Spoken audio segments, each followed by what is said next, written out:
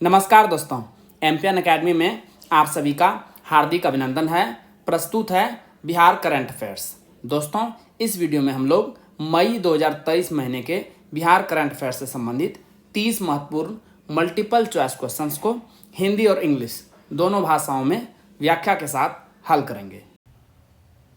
दोस्तों, यदि आपने एमपीएन एकेडमी का टेलीग्राम का पब्लिक पेज ज्वाइन नहीं किया है तो अवश्य ज्वाइन कीजिए। टेलीग्राम पर सर्च कीजिए एमपीएन एकेडमी, इस प्रकार से लोगो आपको दिख जाएगा, ज्वाइन कर लीजिए उसे। क्या क्या आपको मिलेगा वहाँ पर?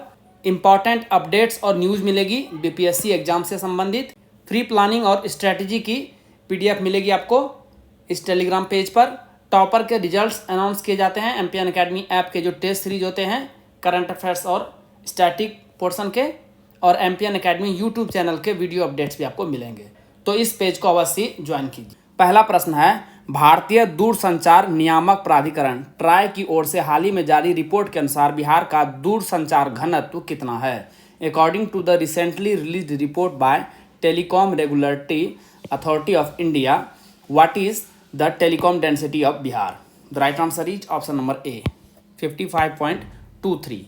दूरसंचार घनत्व एक क्षेत्र के भीतर रहने वाले प्रत्येक 100 व्यक्तियों पर फोन कनेक्शन की संख्या है। दूरसंचार घनत्व के मामले में देश का राष्ट्रीय औसत है 84.51।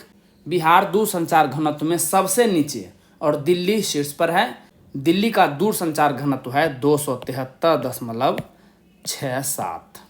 केरल दूसरे स्थान पर है। मुख्यमंत्री नीतीश कुमार द्वारा किस जिले के सिमरिया घाट में सौंदर्यीकरण कार्यों की आधारशिला रखी गई है? CM Nitish Kumar has lead the foundation stone for beautification works in Simaria Dham of which district? The right answer is option number D, Begusarai.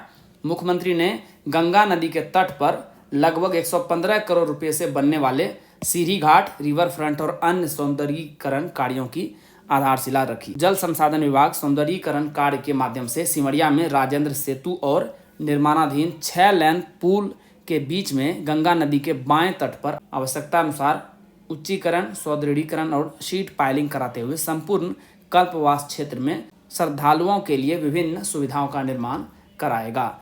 Transgender के सामाजिक समावेश के लिए बिहार के किस मंत्रालय को स्कॉच सिल्वर अवार्ड 2023 से सम्मानित किया गया है? Which ministry of Bihar has been awarded the Skoch silver award 2023 for social inclusion of transgenders? The right answer is option number D, कला, संस्कृति और युवा मामले। बिहार में कला संस्कृति के क्षेत्र में ट्रांसजेंडर के सामाजिक समावेश के लिए किन्नर महोत्सव के आयोजन के लिए कला, संस्कृति एवं युवा विभाग को स्कॉच सिल्वर अवार्ड 2023 से सम्मानित किया गया है। विभाग द्वारा किन्नरों को अधिकृत मंच देने के लिए प्रत्येक वर्ष 14 जुलाई को किन्नर महोत्सव का भव्य आयोजन होता है। 92nd scotch summit India economics forum में श्रम संसाधन विभाग बिहार को बाल श्रम से मुक्ति की दिशा में बेहतर कार्य करने हेतु किस पुरस्कार से सम्मानित किया गया है? In the 92nd scotch summit India economics forum which medal was awarded to labour resource department Bihar for its better work towards freedom from child labour? The right answer is option number A, स्वर्ण पुरस्कार, gold award. श्रम संसाधन विभाग बिहार सरकार को बाल श्रम से मुक्ति की दिशा में बेहतर कार्य करने हेतु child labour tracking system CLTS को स्वर्ण अवार्ड से नवाजा गया है। बिहार कौशल विकास मिशन को 92वें Skoch summit India economics forum में किस पुरस्कार से सम्मानित किया गया है? Bihar skill development mission has been honoured with which award at the 92nd scotch summit India economics forum? The right answer is option number B, रजत पुरस्कार, सिल्वर मेडल। बिहार कौशल विकास मिशन द्वारा संचालित प्रशिक्षण कार्यक्रम भर्ती प्रशिक्षण तैनाती यानी RTD परियोजना एक अभिनव और अपनी तरह की खास पहल है। इसका उद्देश्य गतिशील और मांग आधारित नियोजन प्रणाली को स्थापित कर बिहार को एक प्रभावी और कुशल कौशल पारिस्थितिकी तंत्र के रूप में स्थापित करना है। जिन स्टूडेंट्स को 69वीं बीपीएससी प्रीलिम्स एग्जाम के लिए करंट अफेयर्स का PDF चाहिए, उसके बारे में जानकारी यहाँ पर दी जा रही है। लेकिन आइए सबसे पहले यह जानते हैं कि एमपीएन एकेडमी का PDF ही क्यों? क्योंकि दोस्तों हमने करके दिखाया है। आइए पिछले 4 साल और 5 एग्जाम्स की परफॉर्मेंस आपको दिखाते हैं। 66वीं बीपीएससी प्रीलिम्स का एग्जाम 2020 में हुआ था। कुल प्रश्न एमपीएन एकेडमी पीडीएफ से टैली हुआ है 36। बिहार एसआई प्रारंभिक परीक्षा 2021, क्योंकि 2021 में बीपीएससी का कोई एग्जाम हुआ ही नहीं कोविड के कारण से, तो जो सेकेंड बेस्ट एग्जाम हुआ है वो हमने लिया है। उसमें शिफ्ट 1 और शिफ्ट 2 दोनों मिला करके 31 प्रश्न टैली हुए हैं। 67वीं बीपीएससी प्रारंभिक परीक्षा 2022 में एक बार तो कैंसिल हो गया था और फिर उसके बाद री एग्जाम हुआ, दोनों मिला करके 59 प्रश्न टैली हुए हैं। बीपीएससी सीडीपीओ प्रारंभिक परीक्षा 2022 में ही 30 प्रश्न टैली हुआ है एमपीएन अकेडमी पीडीएफ से, और अभी हाल ही में 68वीं बीपीएससी प्रारंभिक परीक्षा 2023 में हुआ है, और इस बार के प्रश्न बहुत ही हार्ड थे। यहाँ भी प्रश्न टैली हुआ है 23। तो दोस्तों आपने देखा 4 साल 5 exams, consistency at its best. MPN academy दोस्तों कंसिस्टेंसी के लिए जाना जाता है। कुल मिला करके MPN academy current affairs PDF से इन 5 एग्जाम्स में 217 प्रश्न पूछे गए थे करंट अफेयर्स से संबंधित, और 179 क्वेश्चंस टैली हुआ है एमपीएन अकेडमी पीडीएफ से। तो परफॉर्मेंस क्या रहा? 82.49%, and that is MPN academy for you. दोस्तों इन सभी एग्जाम्स में पूछे गए करंट अफेयर्स जो कि एमपीएन अकेडमी से टैली हुए हैं, इस सभी की वीडियो आपको इस यूट्यूब चैनल पर मिल जाएगी, और हमारे एमपीएन अकेडमी के टेलीग्राम पेज पर भी वीडियो का लिंक आपको मिल जाएगा। आपको इन सभी वीडियोस को देखना चाहिए, क्योंकि इससे आपको पता चलेगा कि किस प्रकार से प्रश्न बीपीएससी प्रीलिम्स एग्जाम्स में पूछे जाते हैं, और एमपीएन अकेडमी का इस्तेमाल आप लोग इसे क्रैक करने में कैसे कर सकते हैं। आइए अब बात करते हैं कि 69वीं BPSC prelims exam current affairs PDF जो एमपीएन अकेडमी द्वारा जारी की जाती है, क्या क्या आपको मिलेगा और किस प्रकार से आप साल भर के करंट अफेयर्स को सिस्टमेटिक तरीके से केवल 18 घंटे में रिवाइज कर सकते हैं एक बार। सबसे पहला टाइप जो कंटेंट मिलेगा वो मिलेगा वीकली करंट एमसीक्यूज, नेशनल और इंटरनेशनल। साल भर में कुल 50 पीडीएफ के लगभग रहेंगे। इसमें बजट और इकोनॉमिक सर्वे भी इंक्लूड रहेगा। एक पीडीएफ को रिवाइज करने में 6 मिनट का समय लगेगा, तो 300 मिनट यानी 5 घंटे में आप साल भर के वीकली करंट एमसीक्यूज को एक बार रिवाइज कर सकते हैं। सेकेंड टाइप का कंटेंट है monthly current affairs short notes, national और इंटरनेशनल का 12 महीने का 12 पीडीएफ। एक पीडीएफ को रिवाइज करने में आपको 30 मिनट का समय लगेगा, तो कुल 6 घंटे में इसे भी आप साल भर के कंटेंट को समाप्त कर सकते हैं। बिहार मंथली करंट अफेयर्स, इसकी आपको एमसीक्यूज और शॉर्ट नोट्स दोनों एक ही पीडीएफ में अवेलेबल कराई गई है। 14 पीडीएफ रहेगा, 12 महीने का 12 पीडीएफ, उसके बाद इकोनॉमिक सर्वे और बजट। एक पीडीएफ को रिवाइज करने में लगभग 30 मिनट का समय लगेगा, तो कुल 7 घंटे में इसे भी आप समाप्त कर लेंगे। इसके अलावा आपको golden current affairs app based revision test series भी प्रोवाइड किया जा रहा है। इससे आप अपना खुद का इवेल्युएशन यानी मूल्यांकन कर सकते हैं कि आपकी तैयारी कैसी चल रही है। दोस्तों करंट अफेयर्स में तो एमपीएन अकेडमी का कोई जोड़ ही नहीं है मार्केट में। MPN is champion in current affairs. इसके अलावा दोस्तों हमने diamond static GK test series launch किया हुआ है। इसमें आपको अल्ट्रा इंपॉर्टेंट 3000 एमसीक्यूज मिलेंगे विद एक्सप्लेनेशन, और जो पूरा टेस्ट सीरीज है वो 25 भाग में डिवाइडेड है, यानी 25 सेट मिलेंगे आपको, और एक सेट में 120 प्रश्न रहेंगे। हिस्ट्री से 30 प्रश्न, साइंस से 30 प्रश्न एक सेट में, बिहार से 20 प्रश्न, इकोनॉमी से 10 प्रश्न, पॉलिटी से 10 प्रश्न, ज्योग्राफी से 10 प्रश्न, और मैथ और रीजनिंग के भी 10 प्रश्न आपको मिलेंगे। मैथ और रीजनिंग को छोड़ करके आपको सभी का एक्सप्लेनेशन मिल जाएगा। और पिछले साल की परफॉर्मेंस इसमें भी शानदार रही है। 25 सेट हैं दोस्तों, और 24 प्रश्न टैली हुआ है, यानी हर एक टेस्ट से लगभग एक प्रश्न टैली हुआ है। और एक टेस्ट को सॉल्व करने के लिए आपको 90 मिनट्स का समय दिया जाता है। आप टेस्ट को सॉल्व कीजिए और रिजल्ट तुरंत आप चेक कर सकते हैं कि आपका कितना मार्क्स आया है। दोस्तों ये पीडीएफ और टेस्ट सीरीज आपको मिलेगा कैसे? यदि आपने एमपीएन अकेडमी ऐप डाउनलोड नहीं किया है, टाइप कीजिए एमपीएन अकेडमी, और इस प्रकार से एमपीएन अकेडमी का ऐप है उसे इंस्टॉल कीजिए। ओटीपी के साथ आप लॉगिन कर लेंगे। उसके बाद स्टोर सेक्शन में वहाँ पे चले जाइए, आपको कोर्सेस मिल जाएंगे। 69वीं BPSC current affairs PDF course और diamond static GK test series, 2 प्रकार के कोर्सेस मिलेंगे अलग अलग हिंदी और इंग्लिश लैंग्वेज में। आप जिस लैंग्वेज में ऑप्ट करना चाहते हैं उसे सेलेक्ट कीजिए। वहाँ पर पेमेंट का लिंक आपको मिल जाएगा। बहुत ही मामूली शुल्क पर ये सभी कंटेंट आपको प्रोवाइड किया जा रहा है। कोर्स के कंटेंट सेक्शन में सभी स्टडी मटेरियल और टेस्ट सीरीज आपको प्रोवाइड करा दी जाएगी। पंचायत स्तर तक का मौसम संबंधी आंकड़ा ग्रहण करने वाला बिहार भारत का कौन सा राज्य बना? Bihar become which state of India to receive meteorological data to panchayat level? The right answer is option number B, दूसरा राज्य बना है।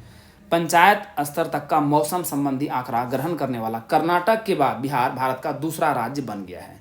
मुख्यमंत्री नीतीश कुमार द्वारा मौसम बिहार ऐप का लोकार्पण 27 मई को पटना में किया गया। इस मोबाइल ऐप के माध्यम से सभी किसान एवं आमजन पंचायत स्तर तक तापमान, वर्षापात, हवा की गति, आर्द्रता के बारे में रियल टाइम सूचना तथा अगले 5 दिनों का पूर्वानुमान भी प्राप्त कर सकेंगे। ऐसा मोबाइल ऐप विकसित करने वाला बिहार देश का पहला राज्य बना है। यूपीएससी सिविल सेवा परीक्षा 2022 में पूरे देश में प्रथम आने वाली इशिता किशोर का संबंध बिहार के किस जिले से है? Ishita Kishor who came first in the UPSC civil services examination 2022 in the whole country belongs to which district of Bihar?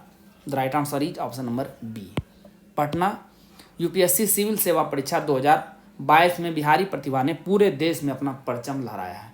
पहला स्थान पटना की इशिता किशोर को मिला है। वर्तमान में वैसे ये ग्रेटर नोएडा में रहती है, उत्तर प्रदेश में। और दूसरा स्थान बक्सर की गरिमा लोहिया को मिला है। शीर्ष 10 में बिहार के 3 और 100 में 10 अभ्यर्थी शामिल हैं। इस बार 613 पुरुष और 320 महिलाएं यानी कुल 933 अभ्यर्थी उत्तीर्ण हुए हैं। शीर्ष 5 में 4 महिलाएं हैं और ये टॉप 3 में तो 3 महिलाएं हैं। मुख्यमंत्री नीतीश कुमार ने खरीफ महाअभियान 2023 के तहत कुल कितने प्रचार रथों को हरी झंडी दिखाकर सभी जिलों के लिए रवाना किया? Under the Kharif Maha Abhiyan 2023 chief minister Nitish Kumar flagged off how many campaign chariots and send them to all the districts? The right answer is option number B, 36। मुख्यमंत्री नीतीश कुमार ने 24 मई को एक अणे मार्ग पटना से खरीफ महाअभियान 2023 का शुभारंभ किया। इन 36 रथों के माध्यम से खरीफ फसलों की तकनीकी जानकारी एवं खरीफ मौसम में कृषि विभाग द्वारा संचालित योजनाओं की जानकारी दी जाएगी। तो जिले हैं 38 लेकिन 36 रथों को रवाना किया गया है, ध्यान में रखिएगा। साथ ही फसल अवशेष प्रबंधन के प्रति जागरूकता, मौसम के अनुकूल कृषि कार्यक्रम से संबंधित जानकारी, जैविक खेती के लिए प्रोत्साहन, 7 निश्चय पार्ट 2 के तहत हर खेत तक सिंचाई का पानी आदि कार्यक्रम का भी प्रचार प्रसार किया जाएगा। किस जिले के चंडी में इजरायली तकनीक पर आधारित बिहार की पहली हाइड्रोपोनिक यूनिट की शुरुआत की गई है? Bihar first hydroponic unit based on Israeli technology has been started in Chandi of which district? The right answer is option number B, Nalanda.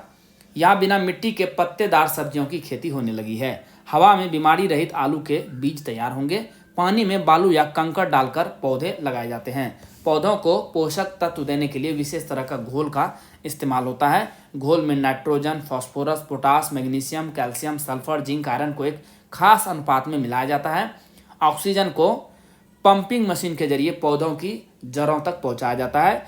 इससे बीमारियां कम लगती है, कीटनाशकों की जरूरत नहीं पड़ती है। अनुदान पर बीज किसानों को दिया जाएगा तो बेमौसम फल और सब्जी की खेती हो सकेगी। प्लांट लोड फैक्टर के आधार पर केंद्रीय विद्युत प्राधिकरण विद्युत मंत्रालय द्वारा जारी सूची में किस एनटीपीसी इकाई को बिहार में प्रथम स्थान प्राप्त हुआ है?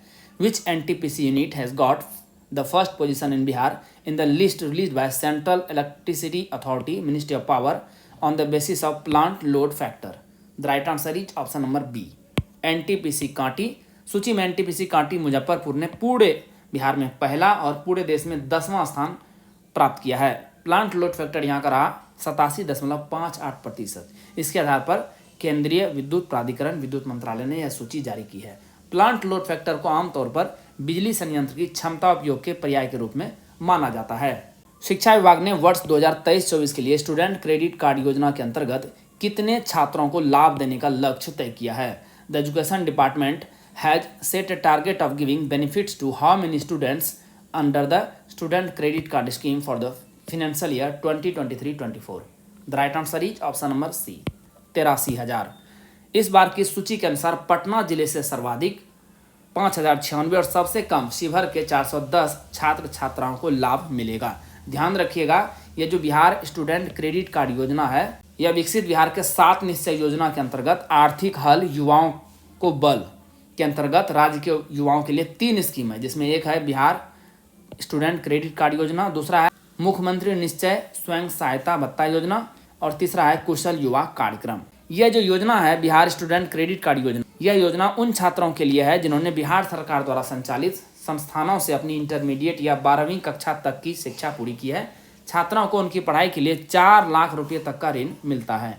लोन राशि पर छात्रों को 4% का ब्याज लिया जाता है। महिलाओं, ट्रांसजेंडरों और विकलांगों के लिए ब्याज दर है मात्र 1%। सरकारी अस्पताल में आने वाले मरीजों को दवा देने के मामले में बिहार देश में किस स्थान पर है? At what place is Bihar in the country in terms of providing medicines to patients coming to government hospitals? The right answer is option number A. दूसरे स्थान पर। स्वास्थ्य मंत्रालय की रिपोर्ट के अनुसार राजस्थान के बाद बिहार में सबसे अधिक मरीजों को सरकार की ओर से निःशुल्क दवा दी जा रही है। Drugs and vaccination distribution management system portal पर मरीजों को मिल रही दवाओं की रिपोर्ट तैयार होती है। अप्रैल 2023 की रिपोर्ट के अनुसार राजस्थान के सरकारी अस्पतालों में 76% मरीजों को सरकार की ओर से दवा दी गई, जबकि बिहार का जो परसेंटेज रहा वो लगभग 67% रहा है। तीसरे स्थान पर तेलंगाना है। ध्यान में रखिएगा, बिहार के स्वास्थ्य संस्थानों में कुल 611 तरह की दवाएं मुफ्त मरीजों को दी जा रही है। बिहार सरकार द्वारा क्षमा नीति के तहत बिहार जेल नियमावली में किस नियम में संशोधन किया गया है? Which rule has been amended in the Bihar jail manual under the pardon policy by the Bihar government? The right answer is option number D. Bihar jail नियमावली 2012। बिहार सरकार ने 10 अप्रैल 2023 को बिहार कारा हस्तक 2012 नियम 481 1 को ध्यान में रखिएगा में वर्णित वाक्यांश या काम पर तैनात सरकारी सेवक की हत्या को खत्म कर दिया है। इसके बाद सरकारी अधिकारी या नौकरी पर तैनात कर्मचारी की हत्या अपवाद की श्रेणी में नहीं गिनी जाएगी, इसे एक साधारण हत्या माना जाएगा। यही वजह है कि पूर्व सांसद आनंद मोहन को 27 अप्रैल को सहरसा जेल से रिहा कर दिया गया है। आनंद मोहन का नाम 5 दिसंबर 1994 को मुजफ्फरपुर जिले में डीएम जी कृष्णैया की मॉब लिंचिंग में हुई थी। देश में विज्ञान और प्रौद्योगिकी आधारित नवाचार को बढ़ावा देने के लिए भारत सरकार ने एक नई पहल साथी केंद्र की स्थापना की है।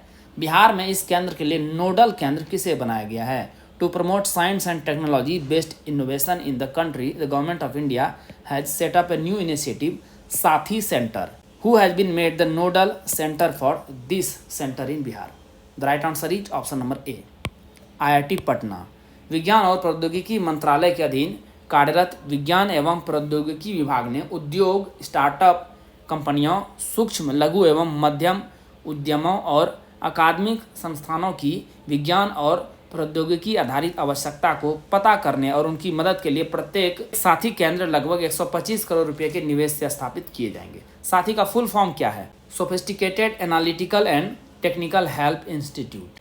बिहार में सड़क दुर्घटनाओं में हुई मौत में पिछले 1 साल में कितने प्रतिशत की वृद्धि हुई है? What is the percentage increase in death due to road accidents in Bihar in the last 1 year? The right answer is option number D, 115%। राज्य में सड़क दुर्घटनाएं एवं उससे होने वाली मृत्यु के कारणों को लेकर अध्ययन रिपोर्ट जारी किया गया है, जिस पर गहन मंथन पिछले दिनों बिहार सड़क सुरक्षा परिषद की बैठक में हुई। वर्ष 2022 में 10,898 सड़क दुर्घटनाएं हुई है बिहार में, जिसमें 68% ग्रामीण क्षेत्रों में हुई है। 2022 में कुल 8,898 लोगों की मौत राज्य में सड़क दुर्घटना में हुई है। तेज गति से जो वाहन चलती है उससे सर्वाधिक दुर्घटनाएं हुई है और दूसरा सबसे बड़ा कारण रहा गलत दिशा में वाहन चलाना। Bihar state power holding company limited के किस 2 शुभंकर ने प्रतिष्ठित exchange for media India PR and corporate communications award 2022 जीता है? Which 2 mascots of Bihar State Power Holding Company Limited have won the prestigious Exchange for Media India PR and Corporate Communications Award 2022? The right answer is option number C, बिजली दीदी और voltage भैया। बिहार 10 लाख से अधिक smart prepaid meter लगाने वाला पहला भारतीय राज्य है। ध्यान में रखिएगा, स्मार्ट प्रीपेड मीटर से जुड़ी जिज्ञासाओं को शांत करने के लिए सोशल मीडिया कैंपेन का सहारा लिया जा रहा है। इसके लिए 2 काल्पनिक कैरेक्टर बिजली दीदी और स्टाइलिश वोल्टेज भैया की मदद ली जा रही है। इसमें स्मार्ट बिजली दीदी और स्टाइलिश वोल्टेज भैया आसान शब्दों तथा क्षेत्रीय भाषाओं में जवाब देकर उपभोक्ताओं की जिज्ञासाओं को शांत करते हैं। कितने घन मीटर से अधिक प्रतिदिन भूजल खपत वाली तमाम अधिसंरचनाओं को राज्य सरकार से NOC लेना अनिवार्य कर दिया गया है? It has been made mandatory for all structures consuming ground water more than how many cubic metres per day to obtain a NOC from the state government? The right answer is option number B, 20 घन metre से अधिक। सभी नए तथा मौजूदा विस्तार मांगने वाले उद्योगों, अपार्टमेंट, बड़े अस्पताल, होटल, खनन परियोजनाओं समेत अधिक भूमि जल का इस्तेमाल करने वाली तमाम परियोजनाओं के लिए सरकार की एनओसी आवश्यक होगी।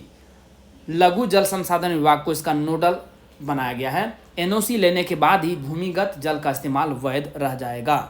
100 घन मीटर प्रतिदिन भूजल निकासी वाले उद्योगों को वार्षिक जल ऑडिट कराना होगा। केंद्रीय जल शक्ति मंत्रालय द्वारा नेशनल वाटर अवार्ड्स 2022 में सर्वोत्तम राज्य की श्रेणी में बिहार को देश भर में कौन सा स्थान मिला है? In the national water awards 2022 by the union ministry of Jal Shakti, what is the rank of Bihar in the country in the best state category? The right answer is option number C. तीसरा स्थान बिहार सरकार द्वारा जल संरक्षण एवं जल संसाधनों के प्रबंधन के क्षेत्र में किए गए उत्तम कार्य एवं प्रयासों को राष्ट्रीय स्तर पर सराहा गया है।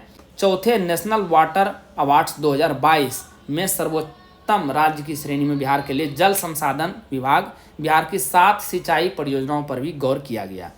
इस परियोजनाओं में गरौल वियर सिंचाई योजना दरभंगा, यह पुरानी कमला नदी पर वियर सिंचाई योजना है जिसमें हेड रेगुलेटर के माध्यम से सिंचाई सुविधा मिलती है। इसके अलावा बलवा घाट बराज सह सिंचाई योजना मधुबनी, बिहुल वियर सिंचाई योजना मधुबनी, मलई बराज योजना डिहरी, जैतपुरा पंप नहर योजना भभुआ गया जिले के बोध गया प्रखंड में मुहाने नदी पर बतसपुर वियर का निर्माण एवं मोराटाइल पैन से निश्रित वितरण प्रणालियों का आधुनिकीकरण कार्य तथा बिहार शरीफ की एक सिंचाई योजना शामिल है। देश रत्न डॉक्टर राजेंद्र प्रसाद हिंदी सेवी सम्मान 2022-23 से किसे सम्मानित किया गया है? Who has been honored with Desh Ratna doctor Rajendra Prasad Hindi सेवी सम्मान 2022-23?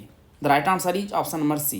प्रोफेसर राम मोहन पाठक पत्रकारिता और हिंदी भाषा में विशिष्ट योगदान के लिए दक्षिण भारत हिंदी प्रचार सभा के पूर्व कुलपति व साहित्यकार हैं। ये बिहार के राज्यपाल राजेंद्र विश्वनाथ आर्लेकर ने बिहार हिंदी साहित्य सम्मेलन के 42वें महाधिवेशन के पहले दिन 21 साहित्यिक विभूतियों को विभिन्न पुरस्कारों से सम्मानित किया। भारत के प्रथम राष्ट्रपति के पुण्य स्मृति दिवस पर सम्मेलन अध्यक्ष डॉक्टर अनिल सुलभ ने राज्यपाल को सर्वोच्च मानद उपाधि विद्या वाचस्पति से विभूषित किया।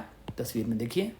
आचार्य शिव पूजन सहाय स्मृति सम्मान 2022-23 से किसे सम्मानित किया गया है? Who has been honoured with the Acharya Shiv Pujan Sahay स्मृति सम्मान 2022-23? The right answer is option number D.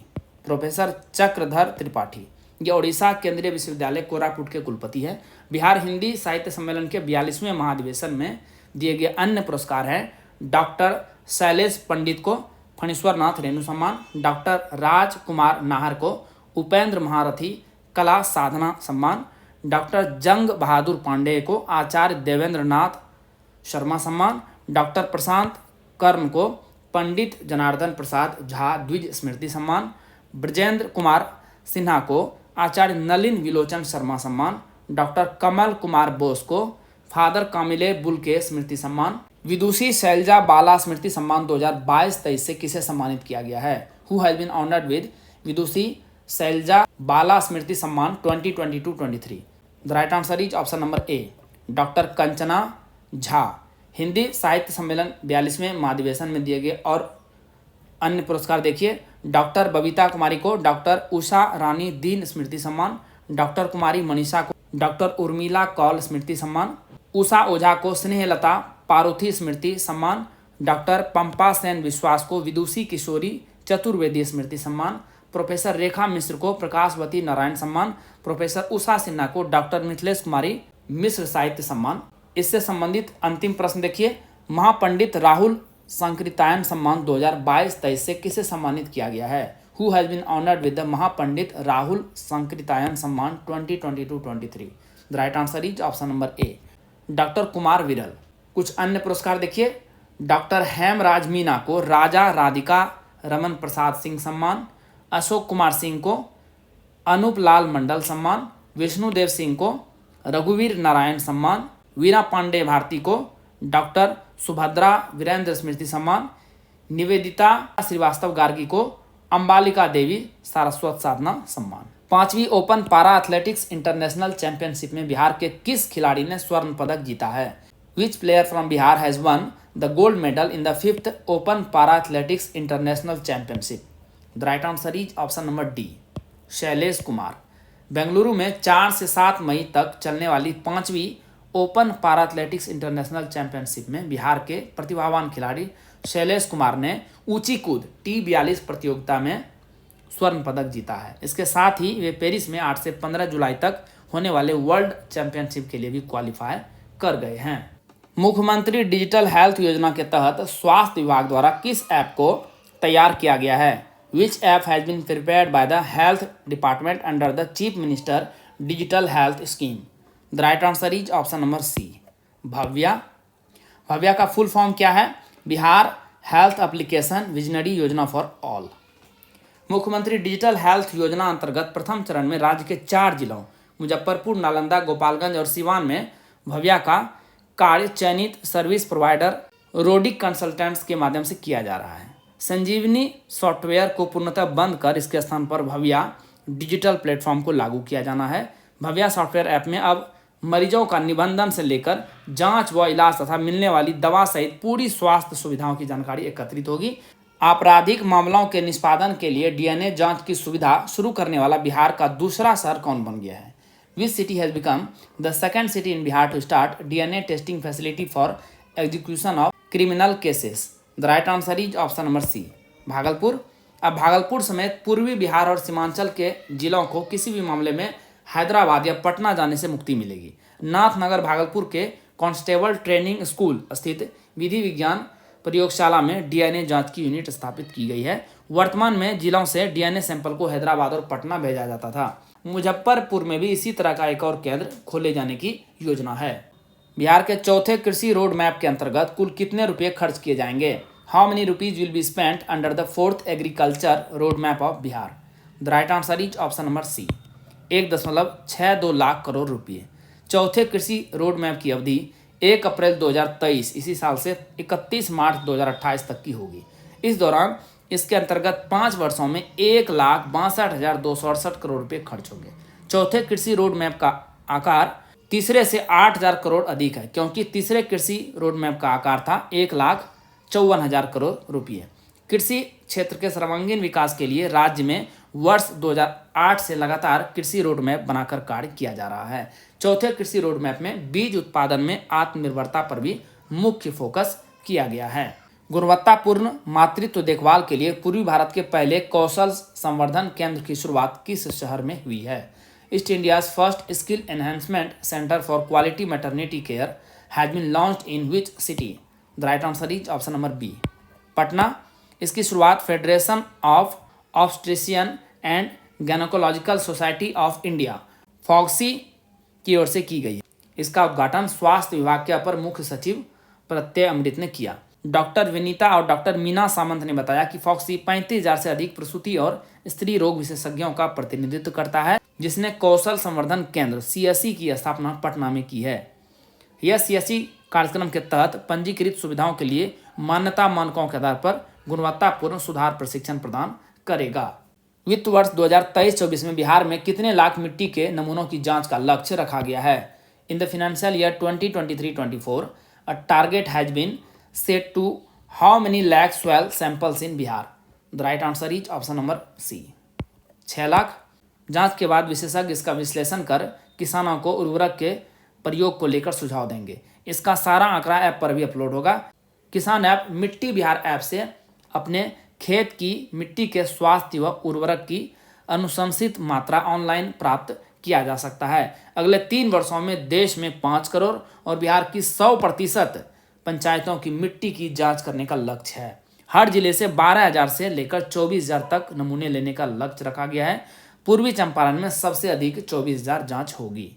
Compendium of 75 agri entrepreneur and innovators नामक पुस्तिका में बिहार के एकमात्र किस महिला किसान का नाम शामिल किया गया है? Name of which woman farmer from Bihar has been included in the booklet titled compendium of 75 agri entrepreneurs and innovators? The right answer is option number C, Rajkumari Devi. NITI Aayog ने स्टार्टअप के जरिए कृषि उद्यम एवं इससे जुड़े अन्य प्रकार का अन्वेषण कर देश प्रदेश में अपनी मेधा काबिलियत की धाक जमाने वाले देश के 75 कृषि उद्यमियों एवं अन्वेषकों की सूची जारी की है। इस सूची में बिहार जैसे कृषि प्रधान राज्य से सिर्फ किसान चाची पीकल्स को स्थान मिला है। तो राजकुमारी देवी को किसान चाची के नाम से भी जाना जाता है बिहार में। इस सूची में बिहार के मुजफ्फरपुर की पद्मश्री राजकुमारी देवी के बारे में बताया गया है कि इन्होंने अपने स्टार्टअप को 16 जुलाई 2015 को मुजफ्फरपुर जिले के सरैया प्रखंड के आनंदपुर गांव से शुरू किया। किसान चाची को साइकिल चाची के नाम से भी जाना जाता है। दोस्तों, जैसा कि बताया गया है, इस वीडियो लेक्चर का PDF आपको इंग्लिश और हिंदी दोनों भाषाओं में अलग अलग फुल डिस्क्रिप्शन के साथ एमपीएन अकेडमी ऐप पर प्राप्त होगा। दोस्तों, इन PDF के सारे आप इस आधे घंटे के वीडियो लेक्चर को आसानी से 5 से 6 मिनट में रिवाइज कर पाएंगे, जिससे आपका बहुत सारा समय बचेगा, जिसे आप स्टैटिक पोर्शन पर खर्च कर सकेंगे और अपने टाइम को बेटर मैनेज कर पाएंगे।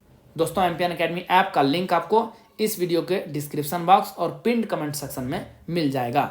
चलिए अंतिम प्रश्न को हल करते हैं। बिहार में विरासत वृक्षों की संख्या किस जिले में सबसे अधिक है? Which district has the maximum number of heritage trees in Bihar? The right answer is option number C, Purvi Champaran, east Champaran. 23 मई को अंतर्राष्ट्रीय जैव विविधता दिवस मनाया गया।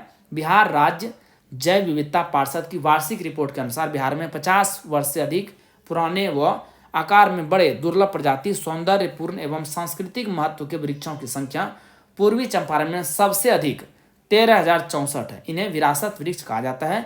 दूसरे स्थान पर बक्सर है और तीसरे स्थान पर जमुई है। तो पूरे प्रदेश में वृक्षों की संख्या है 14,907 विरासत वृक्षों की, जिसमें से 13,064 सिर्फ पूर्वी चंपारण में ही है। दोस्तों, मई 2023 महीने के बिहार करंट अफेयर से संबंधित जितने भी प्रश्न बन सकते थे उसे हमने 30 MCQs में शामिल किया है। लेकिन दोस्तों, इसके अलावा भी बहुत सारे ऐसे करंट अफेयर्स होते हैं जो कि उतने महत्वपूर्ण नहीं होते हैं, लेकिन एग्जाम्स में दिखाई दे जाते हैं। इसी के लिए हमने ये अतिरिक्त करंट अफेयर्स यानी चलते चलते सेक्शन बनाया है। ये आपको पॉइंट वाइज फॉर्मेट में PDF के रूप में मिल जाएगा। इसे वीडियो में शामिल नहीं किया जा रहा है क्योंकि इससे वीडियो काफ़ी लंबा हो जाएगा। दोस्तों, इसी के साथ बिहार करंट अफेयर्स के इस संस्करण को समाप्त करने की आपसे इजाज़त चाहूँगा। वीडियो देखने के लिए बहुत बहुत धन्यवाद। Thank you very much. जल्द ही मिलते हैं अगले वीडियो में। All the best for your exam preparation.